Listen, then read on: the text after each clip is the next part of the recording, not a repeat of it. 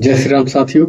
आज की सुंदर राम कथा मैं भगवान श्री रामचंद्र जी पंपापुर पहुंचकर उधर पंपा सरोवर में बड़ा सुंदर उन्होंने स्नान किया है। और जब वो लक्ष्मण जी बैठे हुए थे तब नारद जी आए हैं। और नारद जी ने पूछा है कि संतों के लक्षण क्या हैं। तो आज की कथा में आपको पता चलेंगे कि संत क्या होते हैं, किस प्रकार के होते हैं जिनको हम संत कह सकते हैं। आइए सुंदर राम कथा से हम जुड़ते हैं।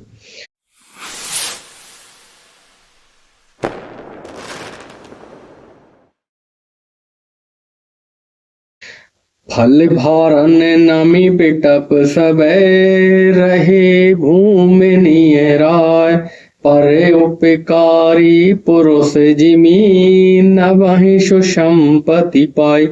फलों की बोझ से झुककर सारे वृक्ष पृथ्वी पर आ गए हैं। ठीक उसी प्रकार से जिस प्रकार से परोपकारी व्यक्ति होते हैं वो अधिक संपत्ति और अधिक धनवान होने पर भी वो झुक जाते हैं, उनमें नम्रता आ जाती है। देखे राम में अति रुचिर तलावा मज्जनु कीन परम सुख पावा। देखी सुंदर तरुवर छाया बैठे अनुज सहित रघुराया। श्री राम जी ने अत्यंत सुंदर तालाब देखकर स्नान किया है और परम सुख पाया है। फिर छोटे भाई लक्ष्मण जी सहित वो एक वृक्ष के नीचे बैठ गए हैं। ताहे पुनि सकल देव मुनि आए स्तुति कर निज धाम सिधाए। बैठे परम प्रसन्न कृपाला कहत सुनत सन कथा रसाला। फिर वहां देवता मुनि देवतागण सब आए और सभी लोगों ने प्रभु की स्तुति की है और स्तुति कर करके अपने धाम को चले गए हैं। तब श्री रामचंद्र जी भाई लक्ष्मण लाल जी को बड़ी सुंदर सुंदर सुहावनी कहानियां सुनाते हैं। बिरह बंत भगवंत है देखी नारद मन भा सोच विशेषी। मोर शाप करे अंगीकारा सहित राम नाना दुख भारा। नारद जी ने देखा है भगवान श्री रामचंद्र जी ब्रह्मवंत हैं और वह नाना प्रकार के दुख मेरे श्राप के कारण उठा रहे हैं। नारद जी ने यह सोचा है। तो फिर ऐसे फिर वहु बिलो कहूँ जाई पुनि न बनहिया से अवसर आई। यह विचार नारद कर बीना गए जहाँ प्रभु सुख आशीना। ऐसे भक्त वत्सल प्रभु को जाकर देखूं जिन्होंने मेरे कारण साप को स्वीकार किया है और बारंबार दुख उठा रहे हैं। ऐसा अवसर फिर न आएगा यह विचार कर नारद जी ने अपने हाथों में वीणा को उठा लिया है और प्रभु के गुण गाते हुए चले जा रहे हैं जहां प्रभु सुखपूर्वक आसन लगाकर बैठे हैं। गावत राम चरित मृदुवानी प्रेम सहित बहु भांति बखानी।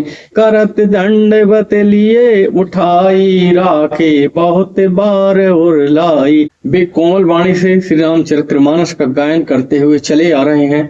प्रभु को देखकर उन्होंने बड़े सुंदर दंडवत प्रणाम किया है। प्रभु ने उनको अपने उठाकर हृदय से लगा लिया और बहुत देर तक हृदय से लगाए रहे हैं। स्वागत पूछी निकट बैठा रे लक्ष्मण सादर चरण पखारे। फिर स्वागत और कुशल पूछकर भगवान श्री रामचंद्र ने कुशल पूछी है। फिर लक्ष्मण लाल जी ने बड़े सुंदर तरीके से उनके पैर धुलाए हैं, पैर पखारे हैं। नाना विधि विनती करी प्रभु प्रसन्न जी जान। नारद बोले बचन तबे जोर सरोरहु पान। बहुत प्रकार से विनती करके प्रभु के मन में प्रसन्न जानकर तब नारद जी ने कमल समान हाथों को जोड़कर ये वचन बोले हैं। सुनहु उदार सहज रघुनायक सुंदर अगम सुगम बरदाय। देहो एक बर मांगहु स्वामी यद्यपि जानत अंतर जामी। हे स्वभाव से उदार से रघुनाथ जी सुनिए, आप सुंदर हैं, अगम भी हैं और सुगम भी हैं, जो किसी के जानने में नहीं आते हैं और जिस पे कृपा हो जाए वह बहुत जल्दी आपको जान जाता है। हे स्वामी, मैं एक वर मांगता हूँ, वह आप मुझे दीजिए। यद्यपि आप अंतर्यामी होने के नाते सब जानते हैं। जानहु मुनि तुम मोर स्वभाव जन सन कबहु कि करहु दुराव। कवन वस्तु अति प्रिय मोह लागी जो मुनि वर न सकऊं तुम मांगी। श्री राम जी ने कहा, हे मुनि, तुम तो मेरा स्वभाव जानते हो, क्या मैं अपने भक्तों से कुछ भी छिपाव करता हूँ? मुझे ऐसी कौन सी वस्तु प्रिय है जो मैं आपको नहीं दे सकता हूँ, हे मुनिश्रेष्ठ, जो तुम मांग नहीं सकते हो। जन कहूँ कछुआ दे ये नहीं मोरे, अस विश्वास तजो जनि भोरे। तब नारद बोले हर साई, अस वर मांगहूँ करहूँ डिठाई। मुझे भक्त के लिए कुछ भी अदेय नहीं है, इसलिए आप ये मन में भी ना विचारो कि ऐसी कोई वस्तु होगी जो मैं आपको ना दे सकूंगा। तब नारद जी ने जाना है कि प्रभु प्रसन्न है, तो दोनों हाथ जोड़कर उन्होंने कहा कि हे नाथ, मैं ये वर मांगने की धृष्टता कर रहा हूँ, कृपया करके मुझे प्रदान कीजिए। यद्यपि प्रभु के नाम अनेका, श्रुतु कहे अधिक एक ते एका। राम सकल नामन ते अधिका, हो नाते अधिक गण बधिका।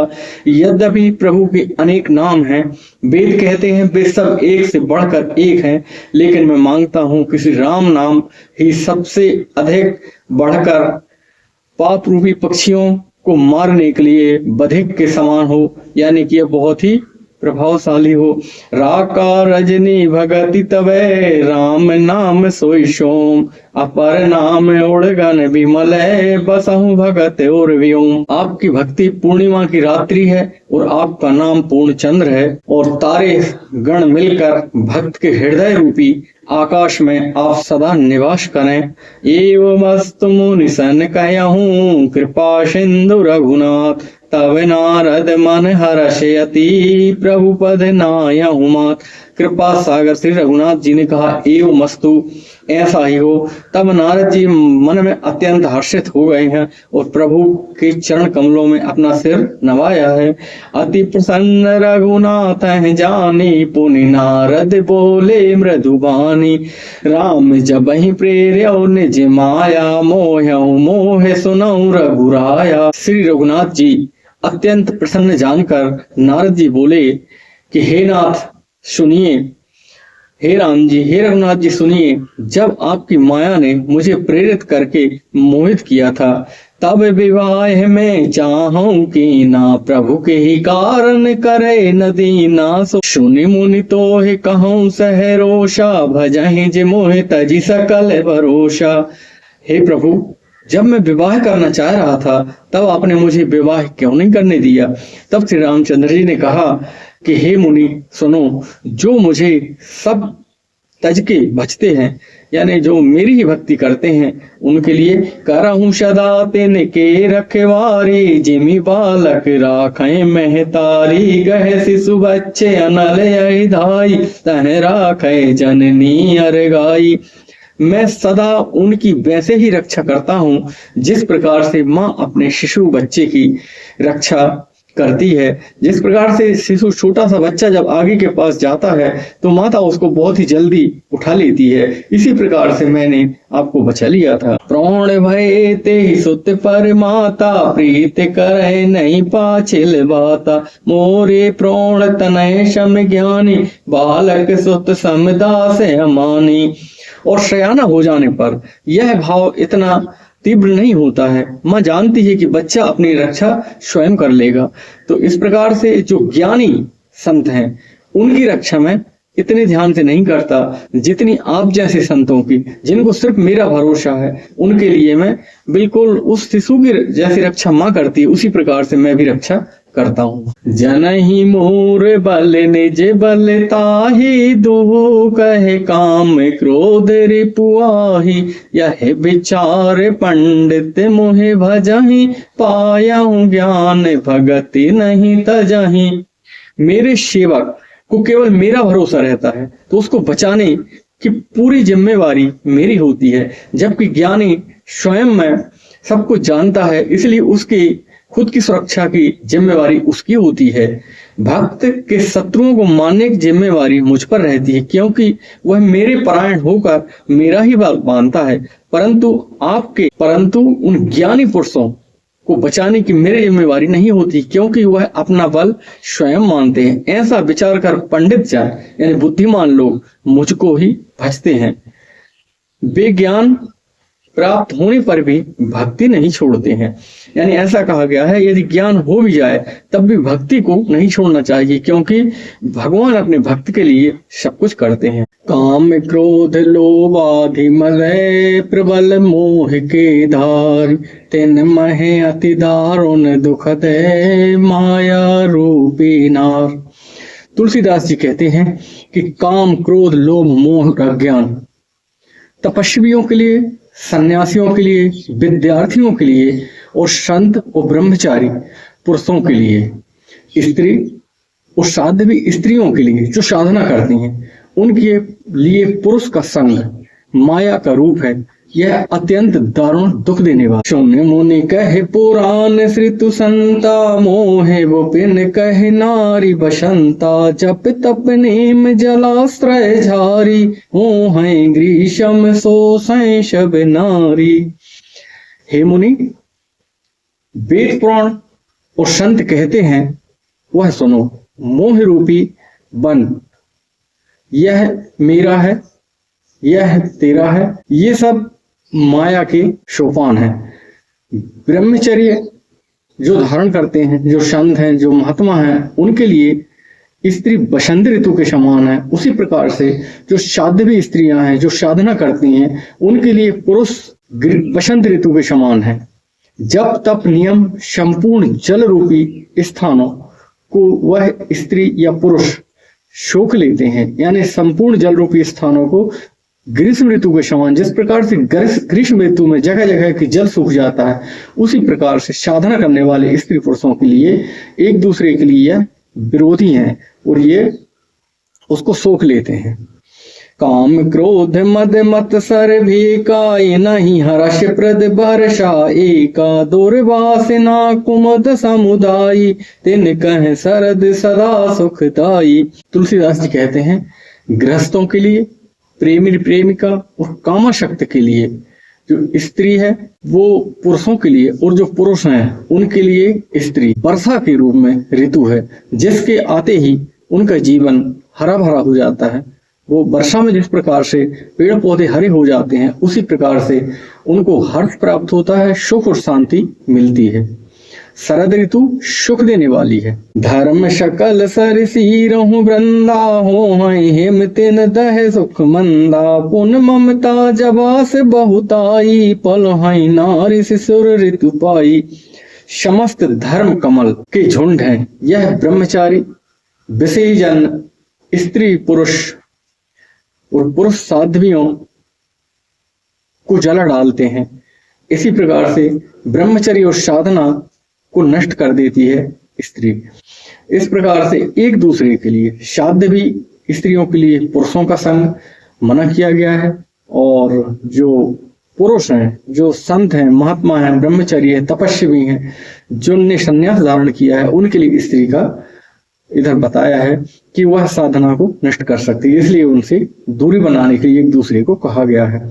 गृहस्थ और प्रेमियों को जिस प्रकार से वर्षा ऋतु के आने से जवास की फसल हरी भरी हो जाती है, उसी प्रकार से गृहस्थ और प्रेमियों का भी शिशिर ऋतु में हरे भरे हो जाते हैं। आपे उलूक निकर सुखकारी, नारी निबड़ रजनी अंधियारी, बुध बलशील सत्य सब मीना, बंसी समत्रिय कहां प्रवीणा। जबकि गृहस्थ प्रेमी प्रेमिका, पति के लिए पत्नी और पत्नी के लिए पति, स्त्री के लिए पुरुष और पुरुष के लिए स्त्री, ये सुख देने वाले हैं। हालांकि काम सुख के कारण अत्यधिक सेवन से बुद्धि बलशील और तेज का लोप हो जाता है। स्त्री पुरुष के लिए और पुरुष स्त्री के लिए बंसी के समान बंधन बताया। जिस प्रकार से बंसी में मछलियां फंस जाती हैं, उसी प्रकार से एक दूसरे का यदि अत्यधिक काम सेवन किया जाए तो व्यक्ति की साधना लोप हो जाती है और बंसी की तरह वो फंस जाते हैं, जिस प्रकार से मछलियां बंसी में फंस जाती हैं। अवगुण मूल सूल हृदय प्रमिदा सब दुख खान, ताते की निवारण मुनि में यह जी जानी। हे मुनि, ब्रह्मचारी तपस्वियों, संत, विद्यार्थियों के लिए, युवा स्त्री और युवा पुरुष साध्वियों के लिए जो साधना कर रही हैं, उनकी साधना को नष्ट करने वाले हैं, पीड़ा देने वाले हैं, दुखों की खान है। इस प्रकार से तुमको मैंने विवाह करने से रोका था। नारद जी को भगवान श्री रामचंद्र जी ने बताया है। सुन रघुपति के बचन सुहाए, मुनि तन पुलक नयन भरी आए। कहूँ कवन प्रभु के असी रीति, सेवक पर ममता अरु प्रीति। श्री रघुनाथ जी के सुंदर वचन सुनकर मुनि का शरीर पुलकित हो गया है। प्रेमाश्रु जब आंखों में भर आए हैं। वे मन ही मन कहने लगे, कहो तो किस प्रभु की ऐसी रीति होगी जिसके सेवक पर इतना ममत्व और प्रेम होगा। जे न भजैयस प्रभु ब्रह्म त्यागी, ज्ञान रंक नर मंद अभागी। पुनि सादर बोले मुनि नारद, सुनहु राम विज्ञान विशारद। जो मनुष्य भ्रम को त्याग कर ऐसे प्रभु को नहीं भजते हैं, वे ज्ञान के कंगाल हैं, दुर्बुद्धि और अभागे हैं। फिर नारद मुनि आदर सहित बोले, विज्ञान विशारद श्री राम जी, मेरी एक बात और सुनिए। संतन के लक्षण रघुवीरा, कहूँ नाथ भव भंजन वीरा। सुन मुनि संतन के गुण कहूँ, जिनते मैं उनके बस रहे हूँ। नारद जी ने कहा कि हे प्रभु, मैं एक बात और पूछना चाहता हूँ आपसे कि संतों के क्या लक्षण होते हैं। तब श्री रामचंद्र जी ने कहा कि हे मुनि, आपके लिए मैं संतों के लक्षण भी कह रहा हूँ और वो लक्षण आप सुनो, और इसी कारण से मैं उनके बस में रहता हूँ। सट विकार जिते अनग कामा, अचल अकिंचन सुचि सुख धामा। अमित बोध अनियमित भोगी, मत्सर कवि कोविद जोगी। बेशंत काम, क्रोध, लोभ, मोह, मद और मत्सर नहीं होता, वो संत होते हैं। 6 विकारों दोषों के जीते जी हुए, पाप रहित, कामना रहित, निश्चल यानी कि स्थिर बुद्धि, अकिंचन सर्वत्यागी यानी कि उनकी जो बुद्धि होती है वो स्थिर होती है, बार बार भटकती नहीं है। और सर्वत्यागी यानी सब चीजों का जो त्याग कर दे वह संत है। बाहर भीतर से पवित्र, उस सुख के धाम, असीम ज्ञानवान, इच्छा रहित। ज्ञानवान होने के साथ इच्छाओं का भी, जिनका इच्छाएं खत्म हो गई हैं, वो संत है। मिताहारी यानी कि वो कम खाने वाले होते हैं। सत्यनिष्ठ कभी भी होते हैं, सत्य बोलने वाले होते हैं, विद्वान होते हैं। और योगी यानी योग में सदा लीन रहते हैं, वो संत कहलाते हैं। सावधान मानद मदहीना, धीर धर्म गति परम प्रवीणा। सावधान रहते हैं वो सदा, दूसरों का मान सम्मान करते हैं, अभिमान रहते होते हैं, धैर्यवान होते हैं और धर्म के ज्ञान के आचरण में अत्यंत निपुण होते हैं, वह संत होते हैं। गुनागार संसार दुख रहते विगत संदेह, तजी मम चरण सरोज प्रिय, तेन कहूं देह नगे। गुणों के घर यानी सब सद्गुण उनमें होते हैं, संसार के दुखों से रहित, संदेहों से सर्वथा छूटे हुए। यानी संत पुरुष को कभी संदेह नहीं होता है। मेरे चरण कमलों को छोड़कर उसे दूसरी कोई आशा नहीं होती है। उसको ना अपने देह यानी ना अपने शरीर की चिंता होती है, ना ही अपने घर की चिंता होती है। वह सच्चा संत है। निज गुण श्रवण सुनत सकुचाई, पर गुण सुनते अधिक हर्षाई। शम शीतल नहीं त्यागहु नीति, सरल स्वभाव सब शन प्रीति। कानों से अपने गुण सुनने में उन्हें दुख लगता है यानी सकुचाते हैं, और दूसरे के गुण समूहों को गान करने में उन्हें बहुत मजा आता है। वो संत होते हैं। सदा वो सम रहते हैं, शीतल, और न्याय कभी वो त्यागते नहीं है, न्याय हमेशा करते हैं। सरल स्वभाव होते हैं, सभी से प्रेम रखते हैं, न्याय का कभी वो त्याग नहीं करते हैं, सरल स्वभाव होते हैं और सभी से वो प्रेम करते हैं, वो संत होते हैं।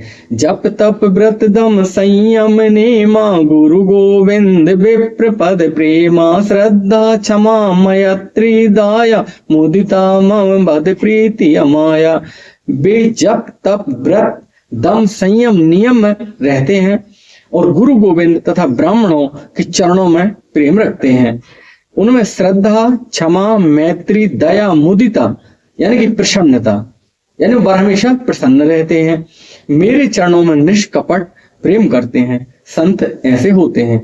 विरति विवेक विनय विज्ञाना, बोध जथारथ वेद पुराण। दम्भ मान मद करह न को, भोली न देह कुमारग पाऊ।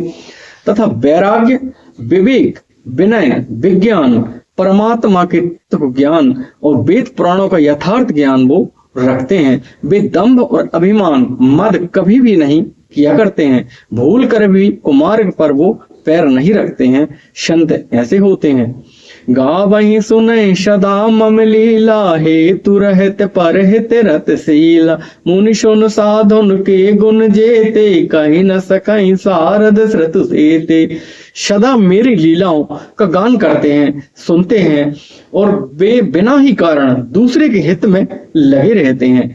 हे मुनि सुनो, संतों के जितने गुण हैं उनको सरस्वती और वेद भी नहीं कह सकते हैं। कही शक न सारद से नारद, सुनत पद पंकज गहे। अस दीन बंधु कृपाल, अपने भगत गुण निज मुख कहे। सिरुनाए बारही बार चरणन, ब्रह्मपुर नारद गए। ते धन्य तुलसीदास आस, बिहाई जे हरि रंग रहे। शेष और शारदा भी नहीं कह सकते हैं संतों के गुण, क्योंकि वो बहुत हैं। यह सुनते ही नारद जी श्री रामचंद्र जी के चरण कमलों से लग गए हैं, पकड़ लिए हैं। दीन बंधु कृपालु प्रभु ने इस प्रकार अपने श्री मुख से अपने भक्तों के गुण कहे हैं। भगवान के चरणों को बारंबार सिर नवाकर नारद जी ब्रह्मलोक को चले गए हैं। तुलसीदास जी कहते हैं कि वे पुरुष धन्य हैं जो भगवान श्री रामचंद्र जी को भजते हैं, सारी आशा छोड़कर श्री हरि को भजते हैं। जो सारी आशा छोड़कर श्री हरि के रंग में रंग गए हैं। राव नारी जसु पावन, गावहीं सुनहि जे लोग। राम भगत तृण पावहीं, बिनु विराग जप जोग। जो लोग रावण के शत्रु श्री राम जी के पवित्र यश को गाएंगे, सुनेंगे, वे वैराग्य जप और योग बिना ही परिश्रम के पा जाएंगे। श्री राम जी की दृढ़ भक्ति भी पावेंगे।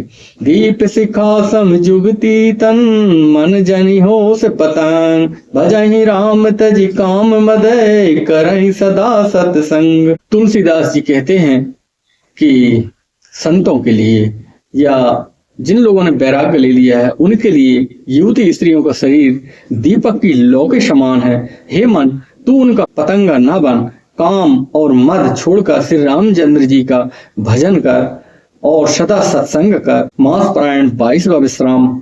साथियों, आज सुंदर राम कथा यहीं तक। आज की राम कथा में बड़े सुंदर संतों के लक्षण बताए गए हैं। बहुत ना हो सके तो कुछ कुछ हमको इन चीजों से जो दूरी करने की बताई गई है। जो संत कार्य नहीं करते हैं वो कार्य नहीं करना चाहिए, और जो करने को कहा गया है वो कार्य हमको अवश्य करना चाहिए। खासकर काम, क्रोध, मद, लोभ, मत्सर, इनसे बचने की बहुत ही आवश्यकता है। जय जय श्री राम।